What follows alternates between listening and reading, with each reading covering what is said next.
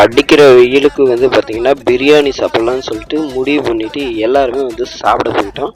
சரி எங்கே போய் சாப்பிட்லான்னு பார்த்தா எங்கள் கண்ணுக்கு தென்பட்டது தான் இந்த ஸ்டார் பிரியாணி.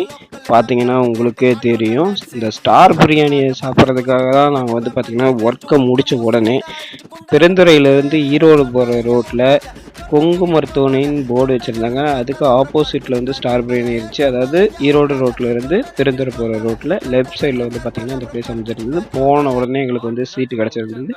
கிடச்சோடனே எல்லாருமே பார்த்திங்கன்னா ஆர்டர் பண்ண ஆரம்பிச்சிட்டோம்.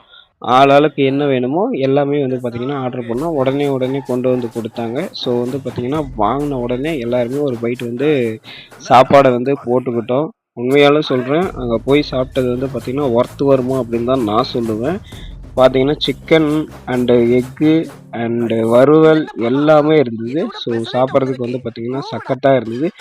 நான் ஒரு பைட்டு தான் எடுத்து சாப்பிட்டேன். உண்மையாலுமே பார்த்திங்கன்னா அல்டிமேட்டாக இருந்தது. இது வீடியோக்காக சொல்ல, நீங்கள் சாப்பிட்டு பாருங்கள், அங்கே உங்களுக்கே தெரியும். ஸோ பிரியாணியோட கலரை பார்த்திங்கன்னா உங்களுக்கே தெரியும். சரி, ஓகே, யார் யாருக்கு பிரியாணி பிடிக்கும் அப்படின்னு சொல்லிட்டு மறக்காமல் கீழே கமெண்ட் பண்ணுங்கள். அது மட்டும் இல்லாமல் நம்மளோட எம்ஆர் வேணு சேனலை சப்ஸ்கிரைப் பண்ணிக்கோங்க.